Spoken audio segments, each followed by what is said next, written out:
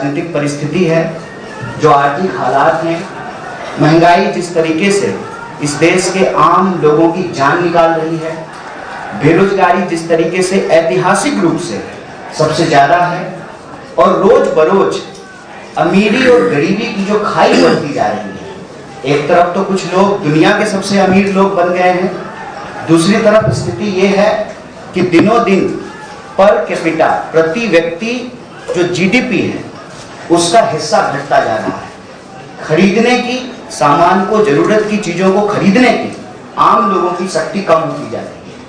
हमको लगता है कि विकास के जिस गति को यूपीए सरकार ने आगे बढ़ाया था, ना सिर्फ उस पर विराम लगाई गई है, बल्कि जो देश में धन संपत्ति पैदा हुआ पिछले 20 सालों में, 10 साल के भीतर ही उसको निचोड़ करके कुछ गिने चुने 2-4 लोगों की तिजोरियों में पहुंचा दिया गया है। एक नौजवान होने के नाते, इस देश का एक साधारण नागरिक होने के नाते, यह हमारी जिम्मेवारी है कि हमको आने वाली पीढ़ियों को जवाब देना पड़ेगा कि जब देश लुट रहा था, इलेक्टोरल बॉन्ड के नाम पर चंदा दो और धंधा दो, ये खेल चल रहा था, तब हम क्या कर रहे थे? जब इस देश को अंग्रेज की नीतियों के तहत फूट डालो और राज करो, देश को बांटने की साजिश चल रही थी, जाति को जाति से लड़ाओ, धर्म को धर्म से लड़ाओ, तो आने वाली पीढ़ी हमसे पूछेगी कि हम क्या कर रहे थे। तो मैं पहली बात आपसे कहना चाहता हूं, हम तमाम बैठे हुए लोगों के लिए एक सीट बनना, एक सीट प्राप्त करना, एक एमपी बनना महत्वपूर्ण नहीं है। महत्वपूर्ण है इस देश के संविधान के शासन को बचा करके रखना, जिसको कांग्रेस पार्टी ने बनाया, जिसको महात्मा गांधी के आदर्शों पे बनाया गया, डॉक्टर बाबा साहब भीमराव अंबेडकर के आदर्शों पे बनाया गया, जिसके विजन पे यह देश चला, पंडित जवाहरलाल नेहरू। रोज उनको देश की सर्वोच्च संस्था में गाली गलौज की भाषा इस्तेमाल करना उसके खिलाफ है। देश के इतिहास को तोड़ मरोड़ करके इसलिए पेश किया जा रहा है ताकि इस देश के नौजवानों का भविष्य छीना जा सके। इसीलिए हम यहाँ इस प्रेस कॉन्फ्रेंस में किसी व्यक्ति पर कोई टीका टिप्पणी करने के लिए नहीं आए। हमारे पास दिल्ली के लिए, दिल्ली की 7 सीट के लिए और देश की 543 लोकसभा सीट के लिए एक सकारात्मक एजेंडा है, और वो सकारात्मक एजेंडा ये है कि चाहे आप महिलाओं की बात करें, उनकी भागीदारी कैसे सुनिश्चित की जाए, और महिलाओं को प्रति वर्ष 1 लाख रुपया अगर इस देश में संपत्ति पैदा हो रही है तो उस पर महिलाओं का भी अधिकार है। तो कैसे प्रति महीने उनको 8,500 रुपया सुनिश्चित किया जाए, हम उस एजेंडे के साथ आए। नौजवानों को जो पढ़े लिखे हुए हैं, अगर डिग्री है तो नौकरी है, इसकी गारंटी कैसे की जाए। कैसे पढ़े लिखे नौजवानों को 1 लाख रुपया अप्रेंटिस योजना के तहत उनको दिया जाए। कैसे, जैसे जब कांग्रेस पार्टी की सरकार थी, यूपीए की सरकार थी, तो मनरेगा लाया गया, काम की गारंटी की गई। तो जब दिल्ली में हम 7 सीट जीतेंगे तो शहरी क्षेत्र में भी हम कैसे शहरी क्षेत्र के लिए मनरेगा ला पाएंगे। देश के किसानों के लिए, अगर इस देश में बड़े धन पशुओं का कर्जा माफ हो सकता है तो किसानों का कर्जा क्यों नहीं माफ हो सकता है। तो स्वामीनाथन आयोग के आधार पर एमएसपी का कानून बना है, और आप जानते हैं यहाँ महिलाएं बैठी हुई है, अगर इस देश में कानून नहीं होता तो आज भी जो है महिलाओं को दहेज के चलते प्रताड़ित किया जाता, उनको जला करके मारा जाता। तो कैसे हम कानून बना करके किसानों की रक्षा कर सकते हैं। और हिस्सेदारी का जो सवाल है, देखिए हम कहाँ पैदा होंगे, किस धर्म में पैदा होंगे, किस जाति में पैदा होंगे, हमारा लिंग क्या होगा, ये हमारे हाथ में नहीं है। हम में से बैठा हुआ कोई इंसान ईश्वर के घर में एप्लीकेशन नहीं दिया था कि आप मुझे कहाँ पैदा करेंगे। ये जीवन का एक महज संयोग है। तो किसी इंसान के साथ महज उसके जन्म के आधार पर, उसके लिंग के आधार पर, भाषा और बोली के आधार पर अगर भेदभाव की जाए तो ये शहीद आजम भगत सिंह की संकल्पना नहीं है। हमको हमारे देश के जो विचारक हैं, जो महामानव हैं, महापुरुष हैं, उनके रास्तों पर आगे बढ़ाना है और सकारात्मक एजेंडे के साथ आगे बढ़ाना है। इसीलिए आखिरी बात अपने सभी साथियों को धन्यवाद देते हुए कि नॉर्थ ईस्ट दिल्ली के लिए हमारे पास सकारात्मक एजेंडा है। एजेंडा ये है कि 10 साल से सांसद हैं वहां पे, वो इधर उधर की बात ना करें, वो तो सिर्फ ये बता दें कि 10 साल में नॉर्थ ईस्ट की जनता के लिए उन्होंने क्या किया है। ट्रैफिक की व्यवस्था को दुरुस्त करने के लिए क्या किया है। आप करावल नगर जाकर के देख लीजिए, सड़कों की हालत देख लीजिए, आपको कई बार ऐसा महसूस होगा कि हम दिल्ली में हैं।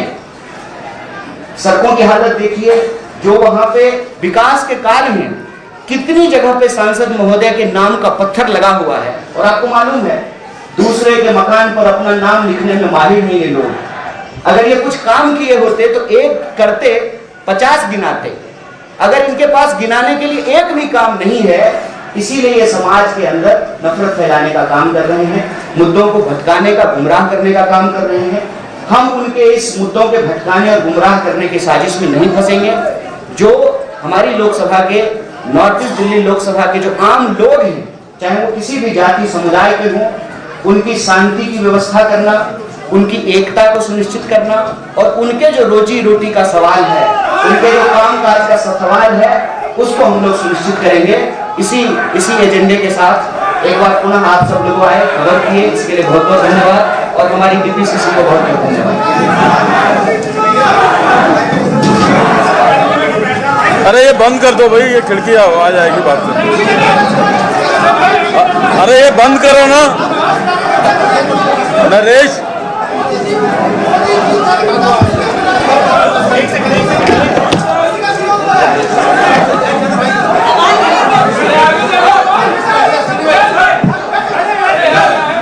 ये बंद क्यों नहीं करते खिड़की? सवाल लेंगे। हाँ, आपका कोई प्रश्न हो तो कृपया दीजिए। अभी आपका आप जी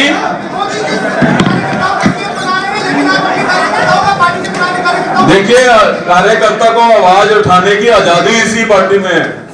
और आप लोग कल तक एक बात सुनिए, आप लोग कल तक कह रहे थे कि कांग्रेस का कुछ है नहीं, किसी टिकटों की मारोमारी कांग्रेस में है, तो आप समझ लीजिए हवा कहां बह रही है। हाँ,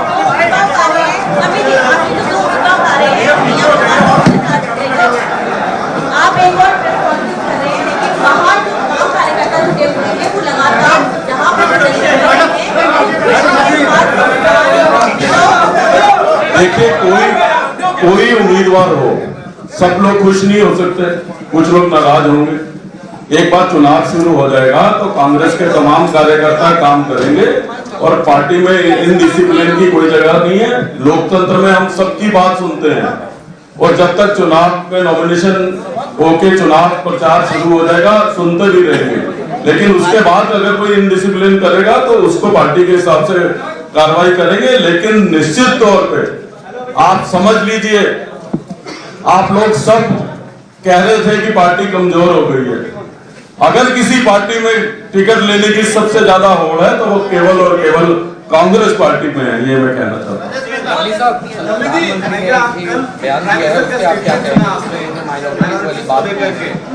क्या बोलेंगे आप जो कल प्रधानमंत्री का बयान है राजस्थान के? देखिए, प्रधानमंत्री जी अपनी आइडियोलॉजी पे बात करते हैं, हम अपनी आइडियोलॉजी पे बात करते हैं, तो मुझे किसी के बयान से अपनी आइडियोलॉजी बदलने या बताने की तो आवश्यकता नहीं। प्राइम मिनिस्टर पे आप प्राइम मिनिस्टर के बयान है कांग्रेस की रणनीति है।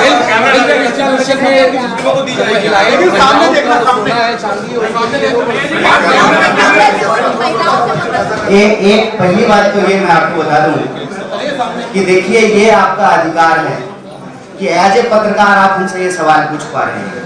अव्वल तो आपको ये सवाल प्रधानमंत्री से पूछना चाहिए ना, लेकिन आप उनसे पूछेंगे कैसे, क्योंकि वो तो आपको इंटरव्यू ही नहीं देते हैं, आपके सवाल ही नहीं लेते हैं। 10 साल में उन्होंने, 1 मिनट चिल्लाइए नहीं सर, 1 मिनट। तो आरोप अंबिका पे थोड़ी लगाएंगे, कांग्रेस पे ही लगाएंगे ना। हम देश के विपक्षी पार्टी हैं तो हम ही पे आरोप लगाएंगे। तो मेरा ये कहना है कि अव्वल तो मैं आपको बधाई देता हूँ कि आपने ये सवाल मुझसे पूछा। दूसरी बात ये कि प्रधानमंत्री जी प्रेस कॉन्फ्रेंस ही नहीं करते हैं, तो उनसे सवाल पूछिएगा कैसे? जहां तक उन्होंने जो बोला है उसकी बात है, बहुत अच्छी बात जो है हमारे प्रदेश अध्यक्ष जी ने कहा कि हर कोई अपनी बात करे। वो रामायण में एक बात लिखी हुई है ना, जाको रही भावना जैसी प्रभु मूरत देखा ही तीन तैसी। जिसके मन में जो होगा वही बोलेगा। गुलाब के फूल से गेंदे की खुशबू तो आएगी नहीं। तो जिसके जैसे विचार हैं वो वैसी बात करता है। अपने कथन में जब हम आपसे इंट्रोड्यूस कर रहे थे खुद को, तो हमने आपको कहा कि वो पूरे चुनाव में यही करेंगे। उनके मुंह से रोजगार नहीं निकलेगा, उनके मुंह से महंगाई नहीं निकलेगी, उनके मुंह से देश के ऊपर कर्जा, आपको मालूम है 55 लाख करोड़ का कर्जा कितना हो गया है? 150 लाख करोड़ से ज्यादा हो गया है। तो देश को कर्ज में डुबो दिया, ये नहीं बोलेंगे। अमीर गरीब की खाई बढ़ गई, ये नहीं बोलेंगे। कोई अपनी विफलता बोलता है। और प्रधानमंत्री जी तो प्रधानमंत्री हैं, देश ने उनको 2 बार प्रधानमंत्री बनाया। बताइए कितना सौभाग्य की बात है, इतना ऐतिहासिक मौका दिया उनको। लेकिन आप ये समझिए कि फिर से वो वैसी ही भाषा बोलने लगे जैसा हमको लगता है कि वो कभी जब बीजेपी के वर्कर और नेता रहे होंगे गुजरात में, जो भाषा बोलते हैं वही भाषा बोल रहे हैं। तो हम आपसे सिर्फ यही कहना चाहते हैं कि पूरे चुनाव में वो यही करेंगे। स्क्रिप्ट रेडी है, रोज वो ऐसी ही भाषा बोलेंगे। आपसे इस देश का चौथा स्तंभ होने के नाते आपसे मेरा बस, और ये मैं आपको उम्मीदवार की तरह अपील नहीं कर रहा हूं, आप भी नागरिक हैं, हम भी नागरिक हैं। हम आपसे ये अपील कर रहे हैं कि ये डिवाइड एंड रूल की पॉलिसी है। इस ट्रैप में वो देश को फंसाना चाहते हैं। हम आपसे आग्रह करना चाहते हैं कि इस देश के सकारात्मक मुद्दों पर बात की जाए, इस देश के आम लोगों की समस्याओं पे बात की जाए। प्रधानमंत्री हैं, उनको तो ऐसा लगता है कि जिस लोकतंत्र ने उनको प्रधानमंत्री बना दिया है वो उस लोकतंत्र का भी सम्मान करने को तैयार नहीं है, अपने आप को सम्राट समझ रहे हैं। तो हम लोग प्रजा बन गए हैं उनके राज में, सम्राट जो बोल रहे हैं उसको सुन रहे हैं। आपसे यही आग्रह कर रहे हैं कि अगर नागरिक होने का एहसास बचा है, तो अगर हम नौजवान हो, पत्रकार हो, विद्यार्थी हो, अगर हम नागरिक हैं तो नागरिक की तरह उनके आंख में आंख डाल करके सवाल करें कि कहां है 20 करोड़ नौकरियां। 10 साल हो गए, हर साल 2 करोड़ नौकरी देने का वादा था। अगर गणित मेरा ठीक है, पात्रा जी की तरह अगर हम जीरो सही लगा रहे हैं तो 10 का 20 होता है। 20 करोड़ रोजगार कहां है? ये सवाल उनसे पूछें कि किसानों की आमदनी दुगनी क्यों नहीं हुई है, किसानों का कर्जा माफ क्यों नहीं हुआ है। नारा दिया था ना, बेटी बचाओ बेटी पढ़ाओ, जिनके ऊपर देश की बेटियों के साथ जिसने देश का मान सम्मान बढ़ाया।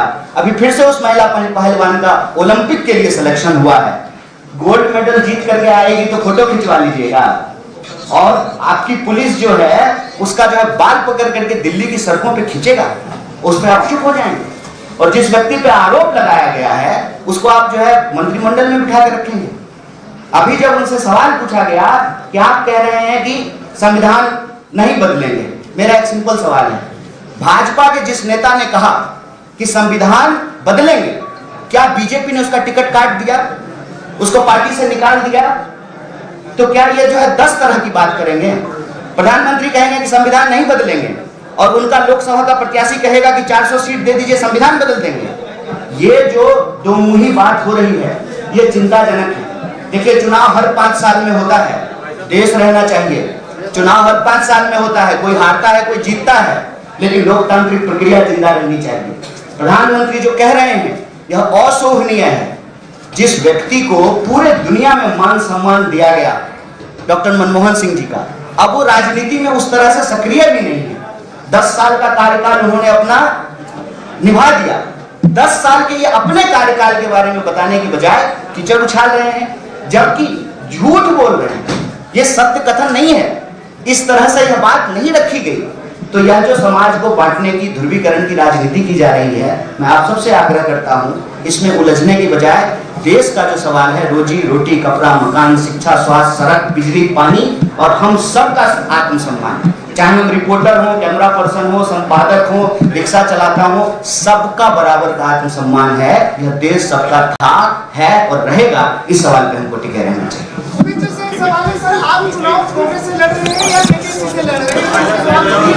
यार, आपको प्रमोशन देनी चाहिए आपके चैनल को। कैमरा भी चला रहे हो, बिना माइक के भी प्रश्न पूछ रहे, कमाल है भाई।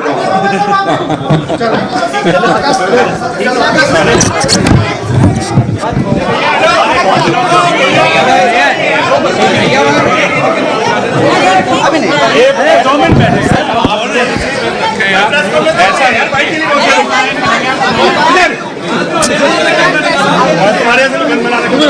मैडम आगे से सुभाष शुक्ला जी आपका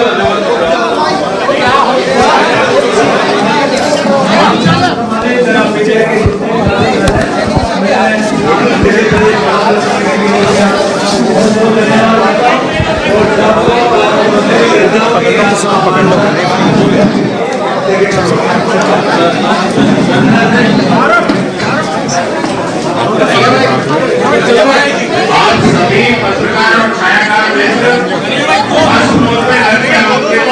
ये प्रेस कॉन्फ्रेंस पूरी हुई। धन्यवाद। नहीं देगा भाई, अभी नहीं। उदित राज जी, दो मिनट के लिए प्लीज, 2 मिनट के लिए उदित राज जी, लाइव चल रहा है, प्लीज आ जाइए, आ जाइए। हाँ उदित जी प्लीज, लाइव चल रहा है, 1 minute. We have been joined by the Congress leader Udit Raj, who is going to contest election from the North-West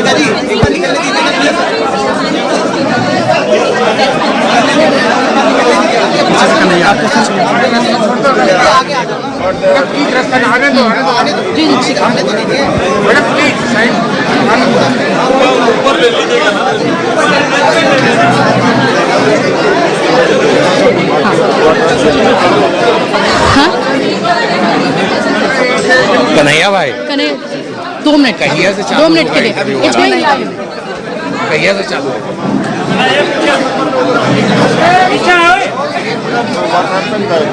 Everybody has right to blame it, but the way it is being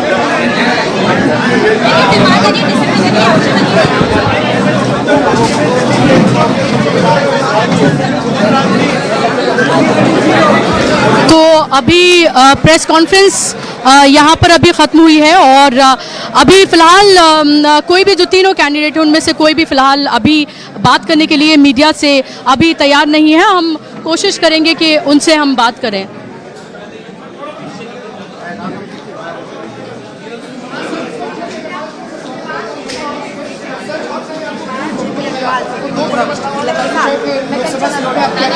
क्या करेंगे?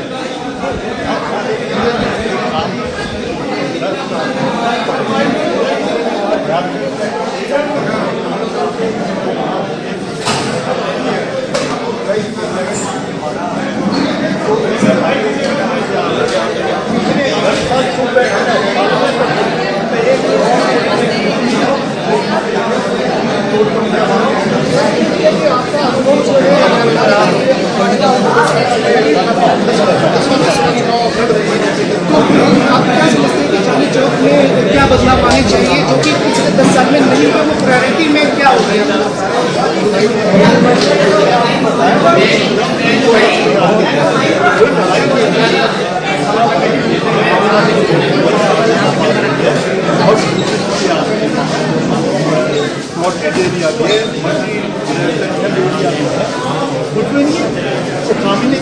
आपके opposition में जो खड़े हैं वो उनका राजनीति का कोई अनुभव? जेपी सर, अरे बोलो, लगाओ आप, लगाओ। JP sir please please please लगाओ आप। ठीक, राजनीति का कोई अनुभव नहीं है? मैं जाति नहीं जानता, मैं बीजेपी की जो पॉलिसी है मैं उसके खिलाफ जी चांदनी चौक से कांग्रेस के मुद्दों को लेकर इस बार आप लोग क्या पार्टी ने अपना एजेंडा दिया है, एजेंडे पे काम कर रहे हैं। जैसे महिलाओं को 1 लाख रुपए, नौजवानों को रोजगार के 1 लाख रुपए के पहला रोजगार देने की, और जो के व्यापारियों के हैं बच्चों को रोजगार मिले, महंगाई कम के लिए लड़ाई लड़ना, और जो हमारे काउंसिल पार्लियामेंट्री कॉन्स्टिट्यूंसी उसके डेवलपमेंट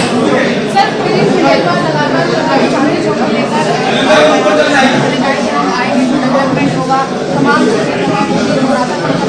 स्टॉल्स तमाम उन्होंने लगाए हैं, हम खुद जो है शास्त्री नगर हम गए थे, लेकिन वहाँ कहीं ना कहीं कांग्रेस की आपको क्या लगता है? क्या पिछले 10 साल में कोई प्रॉब्लम नहीं थी? कोई प्रॉब्लम नहीं थी चांदनी चौक में? पिछले 10 साल में क्या पार्लियामेंट के अंदर कोई एक लफ्ज भी बोला? तो फिर आज तो कोई भी वायदा कर लो आप आसमान दिखाना तो बहुत आसान काम है। सर, एक आपसे सवाल है, प्रधानमंत्री ने मुस्लिम को लेकर दबाव डाला। मैं उसे नापसंद करता हूँ।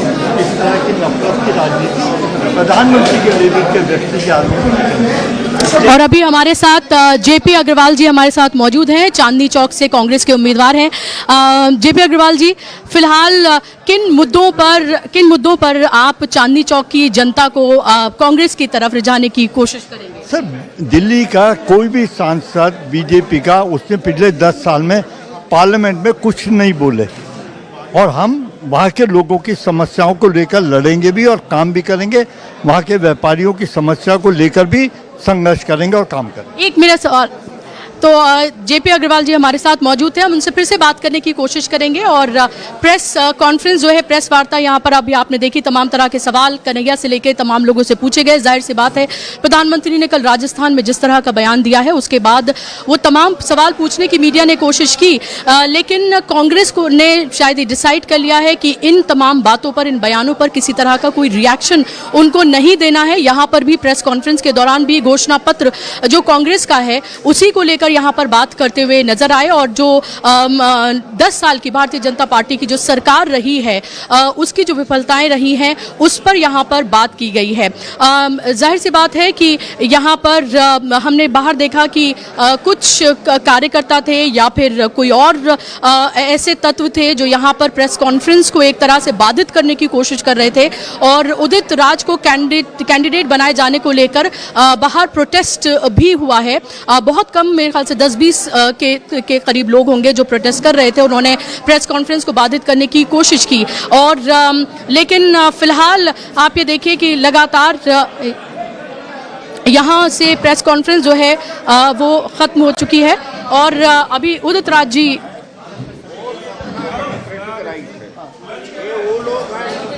जो कॉर्पोरेशन में टिकट लेके गए अपने जेलों का 4% से 5% से ज़्यादा वोट नहीं लगा सकते, ये उनकी क्षमता है।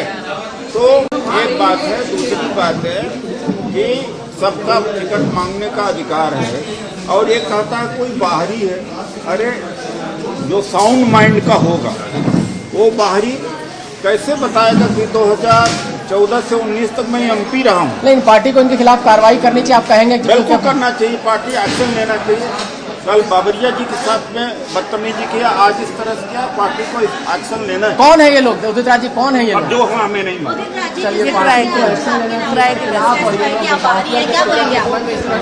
साउंड माइंड का आदमी होगा तो बाहरी नहीं कहेगा। 2014 से लेकर 19 तक मैं एमपी बना था। उस समय तो लोकसभा क्षेत्र को जानता नहीं था, बीजेपी से था। एक आदमी ने वहाँ नहीं कहा था बाहरी है या गए। ये इनडिसिप्लिन है। वहाँ बीजेपी से जब मैं वहाँ पर डिक्लेयर किया था, बायोडाटा नहीं दिया था केवल टेलीफोन पर, और मुझे वो लोग ले गए। एक आदमी पूरे लोकसभा में कुछ नहीं किया।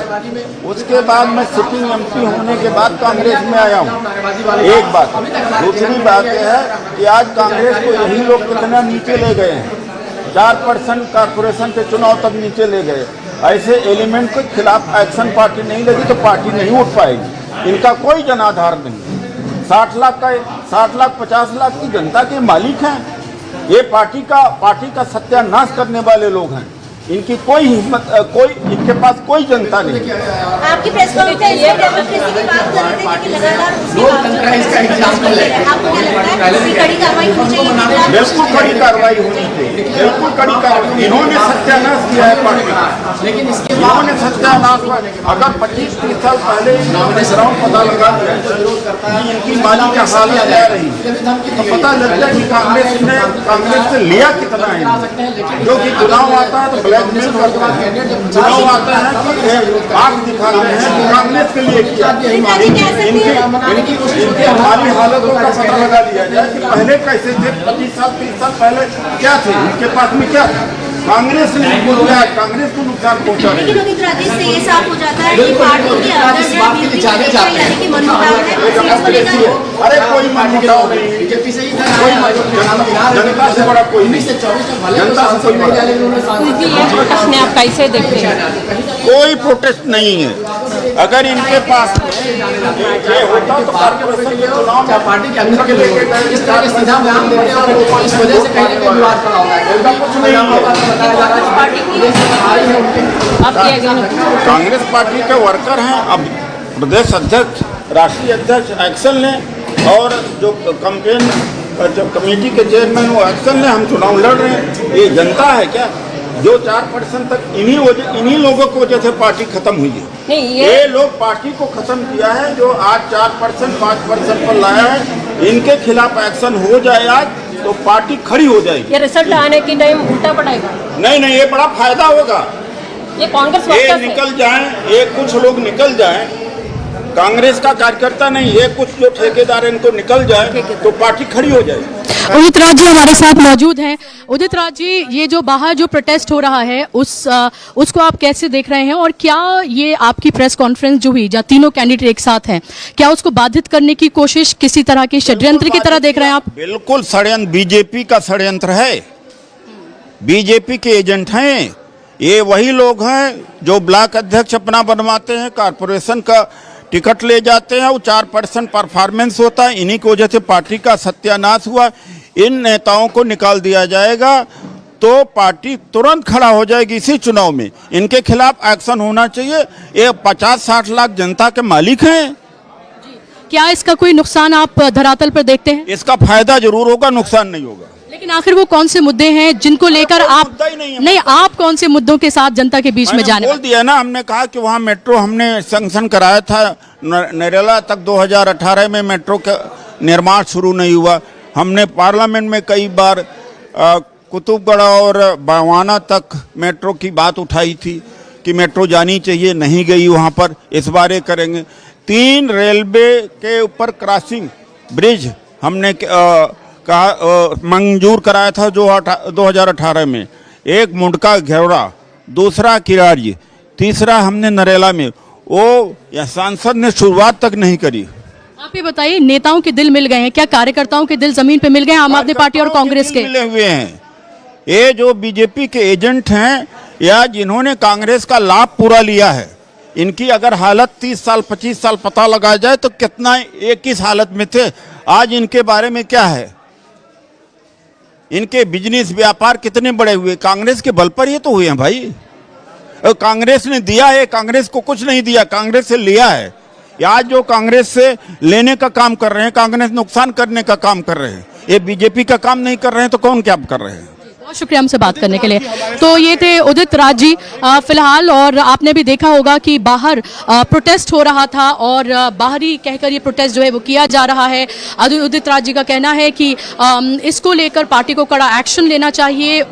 इसको जो प्रोटेस्ट हो रहा है उसको उन्होंने षड्यंत्र भारतीय जनता पार्टी का उन्होंने बताया है, और उन्होंने कहा कि इससे नुकसान नहीं बल्कि धरातल पर फायदा होगा। और अगर ऐसे लोग अभी भी पार्टी में मौजूद हैं जो मुझे बाहरी बताकर यहाँ पर प्रोटेस्ट कर रहे हैं तो उनके खिलाफ कार्रवाई की जानी चाहिए। लगातार ये लोग जो हैं वो प्रोटेस्ट कर रहे हैं। अभी भी जब हम बात कर रहे हैं तो कुछ 20-25 लोग होंगे मैक्सिमम अगर हुए जो बाहर प्रोटेस्ट जो है वो कर रहे हैं। यहाँ आज तीनों कैंडिडेट्स की प्रेस कॉन्फ्रेंस थी और उस प्रेस कॉन्फ्रेंस को कहीं ना कहीं बाधित करने की कोशिश के तौर पर भी इसको देखा जा सकता है, क्योंकि अगर हम दिल्ली की बात करते हैं तो दिल्ली के तीनों ही कैंडिडेट, चाहे जेपी अग्रवाल की बात करें, उदित राज की बात करें या फिर हम कन्हैया कुमार की बात करें, तीनों ही कैंडिडेट जो हैं वो ये माना जा रहा है कि बहुत अच्छे कैंडिडेट इनमें माने जा रहे हैं। आपको पता है कि कन्हैया कुमार जो हैं वो एक तरह से जहां भी जाते हैं वो सुर्खियां बटोरते हैं और अभी मनोज तिवारी के खिलाफ उनको यहां से उतारा गया है।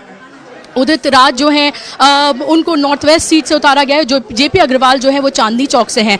अभी फिलहाल दिल्ली की अगर हम स्थिति की बात करते हैं तो 3 सीटें कांग्रेस को मिली हैं और 4 सीटें आम आदमी पार्टी को मिली हैं। सवाल ये है कि जो ये गठबंधन हुआ है आम आदमी पार्टी के साथ कांग्रेस का, क्या वाकई में जो कार्यकर्ता हैं वो भी उसी तरीके से साथ में मिलकर काम करेंगे? ये एक महत्वपूर्ण सवाल है। ये भी ज़मीन पर जाकर, धरातल पर जाकर देखना होगा। मुद्दे बहुत हैं जिन पर काम करना है और अभी हम और भी जो कैंडिडेट्स हैं उन सबसे हम बात करने की कोशिश करेंगे। और ये प्रेस कॉन्फ्रेंस फिलहाल आपने देखी और दिल्ली के जो 7 सीटें हैं उनमें से तमाम सीटों पर भी हम कोशिश करेंगे कि हम जाएं और आप तक ज़मीनी हकीकत पहुंचाएं। रविंदर सिंह लवली जी से कि अपनी बात रखें और कैंडिडेट्स का इंट्रोडक्शन। लोगों से इंट्रोडक्शन करने का, आप लोगों से मुलाकात करने का जो है सौभाग्य हमको मिल रहा है। हमारे चांदनी चौक से उम्मीदवार जयप्रकाश अग्रवाल जी, जो प्रदेश कांग्रेस कमेटी के अध्यक्ष भी रहे हैं और दिल्ली के बहुत वरिष्ठ नेता रहे हैं, चांदनी चौक का कई बार प्रतिनिधित्व कर चुके हैं। ऐसे जयप्रकाश अग्रवाल जी हम लोगों के जो है उम्मीदवार हैं। हमारे उत्तर पूर्वी दिल्ली से कन्हैया कुमार जी, जो जेएनयू छात्र संघ के अध्यक्ष रहे हैं और लगातार नौजवानों की आवाज उठाते रहे हैं, ऐसे हमारे उम्मीदवार हैं। हमारे नॉर्थ वेस्ट से उदित राज जी, जो SC ST के बड़े नेता हैं, वो हमारे उम्मीदवार नॉर्थ वेस्ट से, जो लगातार पिछड़े वर्ग की लोगों की आवाज ना केवल दिल्ली में बल्कि देश भर में उठाते रहे हैं। ऐसे उदित राज जी जो है वो हम लोगों के उम्मीदवार हैं। उनको हम आपसे मुलाकात करा रहे हैं। हमारे बीच में सुभाष चोपड़ा जी भी हैं, जिनको हमने कोऑर्डिनेशन का और इलेक्शन मैनेजमेंट का जो है अध्यक्ष बनाया है। वो ना केवल दिल्ली में कांग्रेस पार्टी के वर्कर्स के साथ, बल्कि मैं समझता हूं कि आप पार्टी के साथ भी कोऑर्डिनेशन का काम जो है वो लोग करेंगे। अब मैं आमंत्रित कर रहा हूं जयप्रकाश अग्रवाल जी को। वो हम सबसे सीनियर भी हैं और हमारे बहुत वरिष्ठ उम्मीदवार हैं कि वो अपनी बात जो है वो आप लोगों के बीच में रखेंगे। आदरणीय जयप्रकाश अग्रवाल जी।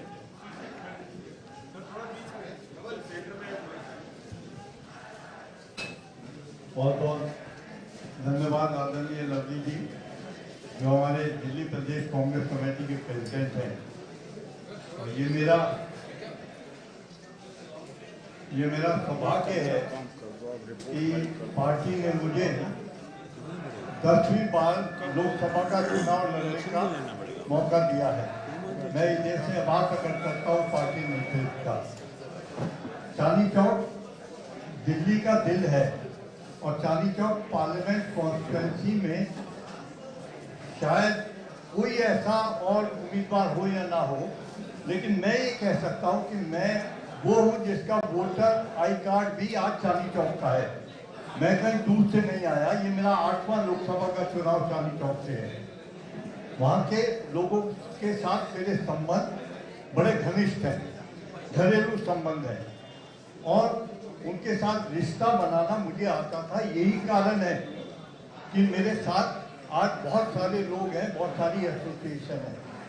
मुझे ताज्जुब इस बात का है कि जो लोग पिछले 10 साल से पार्लियामेंट के मेंबर वहां से बने, उन्होंने एक लफ्ज भी दिल्ली वालों के हक में पार्लियामेंट में नहीं बोला। आप पूरी प्रोसीडिंग्स निकाल के देख लें, कभी आपने नहीं सुना होगा। तो क्या ये माना जाए कि वहाँ कोई समस्या नहीं है?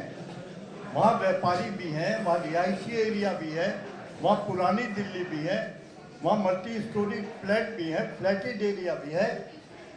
लेकिन आज तक आप अगर 10 साल का रिकॉर्ड देखेंगे तो आपको ताज्जुब होगा ये जानकर कि भारतीय जनता पार्टी के उम्मीदवार जो चुन के गए वो बिल्कुल मुंह बंद करके वहाँ मुंह सील के वहाँ बैठे रहे और उन्होंने दिल्ली वालों की आवाज़ को नहीं उठाया। उसके दूसरी तरफ अपनी सरकार होते हुए मैंने कम से कम 1000 सवाल करे, कई डिबेट में हिस्सा लिया और कई बार बड़े तीखे सवाल अपने मंत्रियों से मैं करता था, जिसका जवाब मैं उनसे मांगता था और पार्टी ने कभी ये नहीं कहा कि आप इतने तीखे सवाल क्यों करते हैं।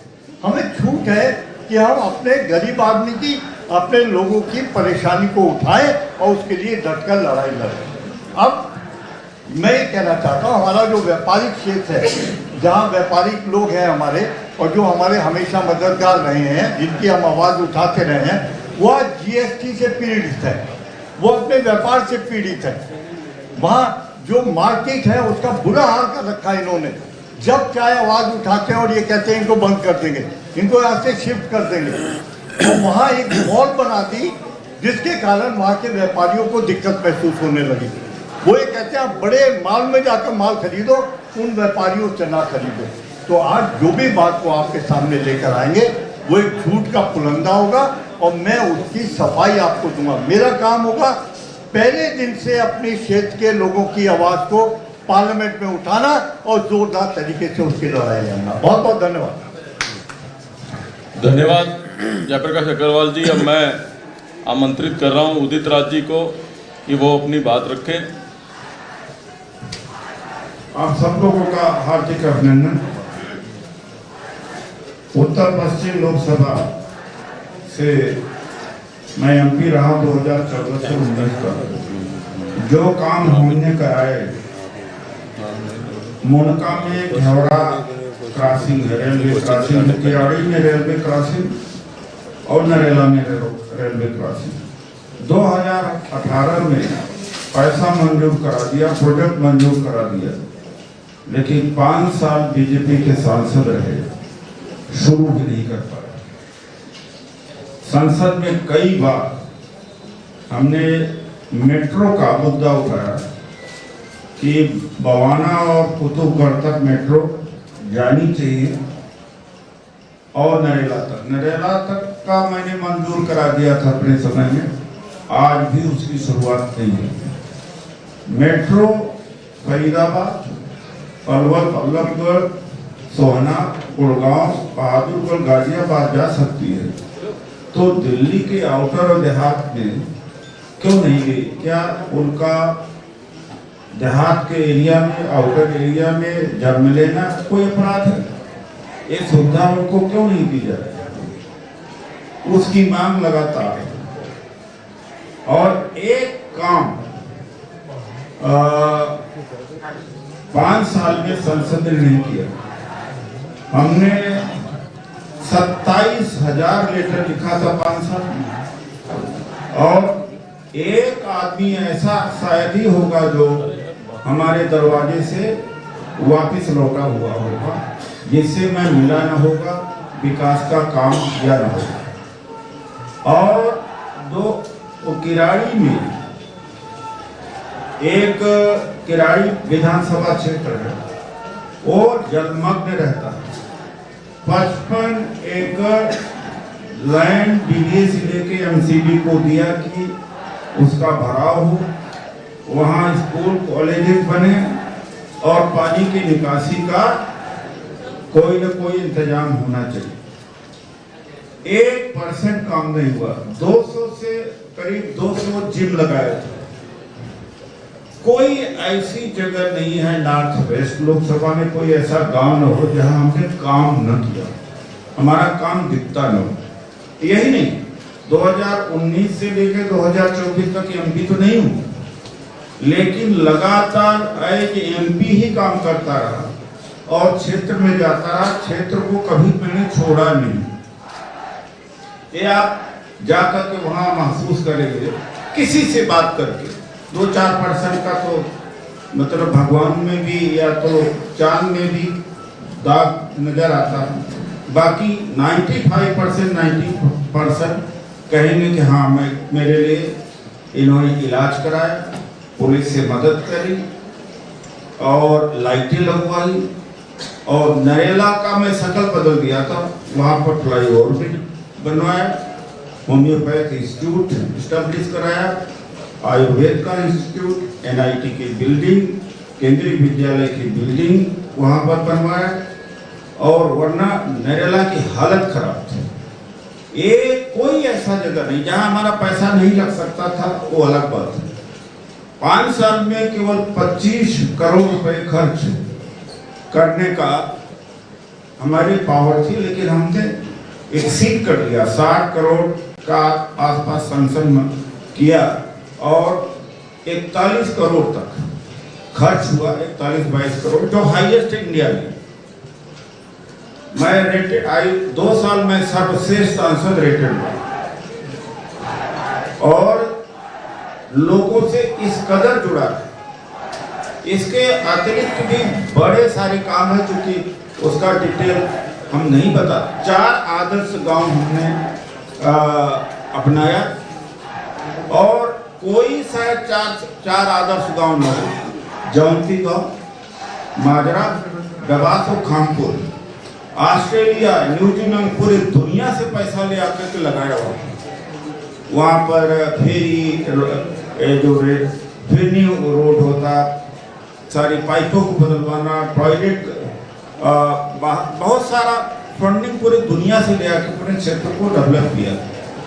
तो ये जो काम पुराने हैं इसको पूरा करना है आगे। और जो विजन हमारे जननायक राहुल गांधी जी का, खड़गे जी का है कि शिक्षित युवा को 1 लाख रुपया साल में दिया जाएगा। कोई ऐसी गारंटी नहीं दे सकता जो हमारे मैनिफेस्टो में है। 1 लाख रुपया गरीब परिवार, महिला को साल में मिलेगा। और राहुल गांधी जी का ये वचन है, खड़गे जी का वचन है, जो हमने गारंटियां दी कर्नाटक के चुनाव के दौरान और तेलंगाना के चुनाव के दौरान, उन गारंटियों को हमने सरकार में आते ही लगे। तो जिन गारंटी कार्ड हम वितरित कर रहे हैं और हम अपील कर रहे हैं कि गारंटी कार्ड भर दे, और जैसे ही हमारी सरकार आएगी 1 लाख हर शिक्षित बेरोजगार युवा को दिया जाएगा, 1 लाख हर गरीब परिवार की महिला को दिया जाएगा। इतना बड़ा कोई सामाजिक न्याय की बात कोई कर नहीं सकता जो कांग्रेस कर रही है। जाति जनगणना है, महिलाओं को 50% आरक्षण नौकरी में दिया जाएगा, 50% की आरक्षण की जो सीमा लगी है उसको तोड़ा जाएगा। हम सारे को विकास, सबका विकास चाहते हैं। तो इन्हीं शब्दों के साथ मैं अपनी बात को यहीं पर विराम देता हूँ। धन्यवाद। मैं अनुरोध कर रहा हूँ हमारे नॉर्थ ईस्ट के उम्मीदवार कन्हैया कुमार जी से कि वो अपनी बात रखें। कन्हैया जी।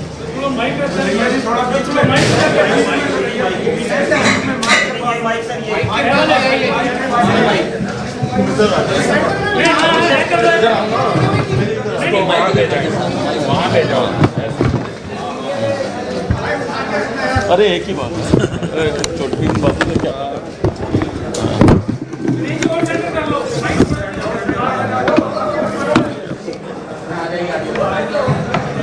तुम इधर आ जाओ।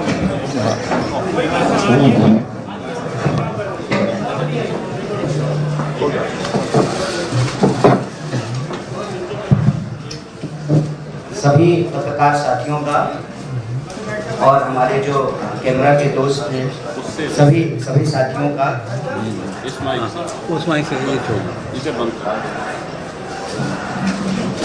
कैमरा के पीछे जो हमारे साथी काम कर रहे हैं सभी दोस्तों का, डिजिटल मीडिया से, सोशल मीडिया से, यूट्यूब चैनल चलाने वाले सभी संवाददाताओं का, पत्रकार साथियों का दिल्ली प्रदेश कांग्रेस कमेटी राजीव भवन में हम हार्दिक स्वागत करते हैं और आपका बहुत बहुत धन्यवाद करते हैं कि आप इसको कवर करने के लिए, आप इसका रिपोर्ट करने के लिए यहाँ मौजूद हैं।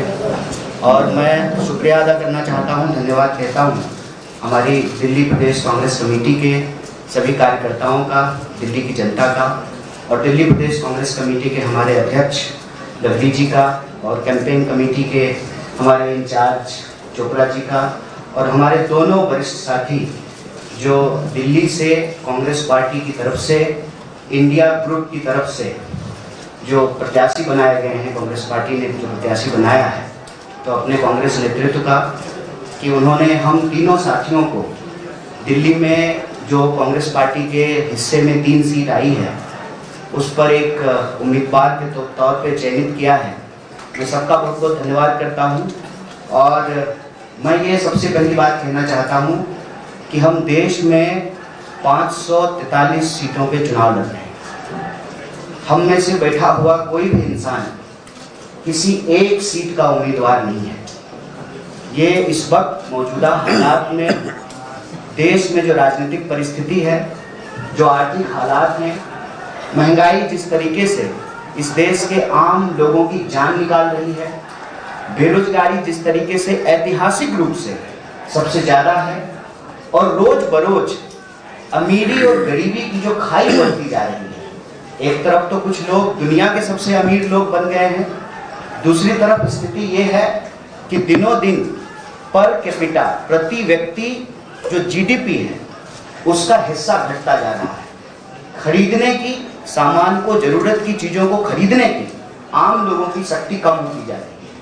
हमको लगता है कि विकास के जिस गति को यूपीए सरकार ने आगे बढ़ाया था, ना सिर्फ उस पर विराम लगाई गई है, बल्कि जो देश में धन संपत्ति पैदा हुआ पिछले 20 सालों में, 10 साल के भीतर ही उसको निचोड़ करके कुछ गिने चुने 2-4 लोगों की तिजोरियों में पहुंचा दिया गया है। एक नौजवान होने के नाते, इस देश का एक साधारण नागरिक होने के नाते, यह हमारी जिम्मेवारी है कि हमको आने वाली पीढ़ियों को जवाब देना पड़ेगा कि जब देश लुट रहा था, इलेक्टोरल बॉन्ड के नाम पर चंदा दो और धंधा दो, ये खेल चल रहा था, तब हम क्या कर रहे थे? जब इस देश को अंग्रेज की नीतियों के तहत फूट डालो और राज करो, देश को बांटने की साजिश चल रही थी, जाति को जाति से लड़ाओ, धर्म को धर्म से लड़ाओ, तो आने वाली पीढ़ी हमसे पूछेगी कि हम क्या कर रहे थे। तो मैं पहली बात आपसे कहना चाहता हूं, हम तमाम बैठे हुए लोगों के लिए एक सीट बनना, एक सीट प्राप्त करना, एक एमपी बनना महत्वपूर्ण नहीं है। महत्वपूर्ण है इस देश के संविधान के शासन को बचा करके रखना, जिसको कांग्रेस पार्टी ने बनाया, जिसको महात्मा गांधी के आदर्शों पे बनाया गया, डॉक्टर बाबा साहब भीमराव अंबेडकर के आदर्शों पे बनाया गया, जिसके विजन पे यह देश चला, पंडित जवाहरलाल नेहरू। रोज उनको देश की सर्वोच्च संस्था में गाली गलौज की भाषा इस्तेमाल करना उसके खिलाफ है। देश के इतिहास को तोड़ मरोड़ करके इसलिए पेश किया जा रहा है ताकि इस देश के नौजवानों का भविष्य छीना जा सके। इसीलिए हम यहाँ इस प्रेस कॉन्फ्रेंस में किसी व्यक्ति पर कोई टीका टिप्पणी करने के लिए नहीं आए। हमारे पास दिल्ली के लिए, दिल्ली की 7 सीट के लिए और देश की 543 लोकसभा सीट के लिए एक सकारात्मक एजेंडा है। और वो सकारात्मक एजेंडा ये है कि चाहे आप महिलाओं की बात करें, उनकी भागीदारी कैसे सुनिश्चित की जाए, और महिलाओं को प्रति वर्ष 1 लाख रुपया, अगर इस देश में संपत्ति पैदा हो रही है तो उस पर महिलाओं का भी अधिकार है, तो कैसे प्रति महीने उनको 8,500 रुपया सुनिश्चित किया जाए, हम उस एजेंडे के साथ आए। नौजवानों को जो पढ़े लिखे हुए हैं, अगर डिग्री है तो नौकरी है, इसकी गारंटी कैसे की जाए। कैसे पढ़े लिखे नौजवानों को 1 लाख रुपया अप्रेंटिस योजना के तहत उनको दिया जाए। कैसे, जैसे जब कांग्रेस पार्टी की सरकार थी, यूपीए की सरकार थी, तो मनरेगा लाया गया, काम की गारंटी की गई। तो जब दिल्ली में हम 7 सीट जीतेंगे तो शहरी क्षेत्र में भी हम कैसे शहरी क्षेत्र के लिए मनरेगा ला पाएंगे। देश के किसानों के लिए, अगर इस देश में बड़े धन पशुओं का कर्जा माफ हो सकता है तो किसानों का कर्जा क्यों नहीं माफ हो सकता है। तो स्वामीनाथन आयोग के आधार पर एमएसपी का कानून बनाना है। और आप जानते हैं, यहाँ महिलाएं बैठी हुई है, अगर इस देश में कानून नहीं होता तो आज भी जो है महिलाओं को दहेज के चलते प्रताड़ित किया जाता, उनको जला करके मारा जाता। तो कैसे हम कानून बना करके किसानों की रक्षा कर सकते हैं। और हिस्सेदारी का जो सवाल है, देखिए हम कहाँ पैदा होंगे, किस धर्म में पैदा होंगे, किस जाति में पैदा होंगे, हमारा लिंग क्या होगा, ये हमारे हाथ में नहीं है। हम में से बैठा हुआ कोई इंसान ईश्वर के घर में एप्लीकेशन नहीं दिया था कि आप मुझे कहाँ पैदा करेंगे। ये जीवन का एक महज संयोग है। तो किसी इंसान के साथ महज उसके जन्म के आधार पर, उसके लिंग के आधार पर, भाषा और बोली के आधार पर अगर भेदभाव की जाए तो ये शहीद आजम भगत सिंह की संकल्पना नहीं है। हमको हमारे देश के जो विचारक हैं, जो महामानव हैं, महापुरुष हैं, उनके रास्तों पर आगे बढ़ाना है और सकारात्मक एजेंडे के साथ आगे बढ़ाना है। इसीलिए आखिरी बात अपने सभी साथियों को धन्यवाद देते हुए कि नॉर्थ ईस्ट दिल्ली के लिए हमारे पास सकारात्मक एजेंडा है। एजेंडा ये है कि 10 साल से सांसद हैं वहां पे, वो इधर उधर की बात ना करें, वो तो सिर्फ ये बता दें कि 10 साल में नॉर्थ ईस्ट की जनता के लिए उन्होंने क्या किया है। ट्रैफिक की व्यवस्था को दुरुस्त करने के लिए क्या किया है। आप करावल नगर जाकर के देख लीजिए, सड़कों की हालत देख लीजिए, आपको कई बार ऐसा महसूस होगा कि हम दिल्ली में हैं। सड़कों की हालत देखिए, जो वहां पे विकास के कार्य हैं, कितनी जगह पे सांसद महोदय के नाम का पत्थर लगा हुआ है। और आपको मालूम है, दूसरे के मकान पर अपना नाम लिखने में माहिर नहीं है लोग। अगर ये कुछ काम किए होते तो एक करते 50 गिनाते। अगर इनके पास गिनाने के लिए एक भी काम नहीं है इसीलिए ये समाज के अंदर नफरत फैलाने का काम कर रहे हैं, मुद्दों को भटकाने का, गुमराह करने का काम कर रहे हैं। हम उनके इस मुद्दों के भटकाने और गुमराह करने की साजिश में नहीं फंसेंगे।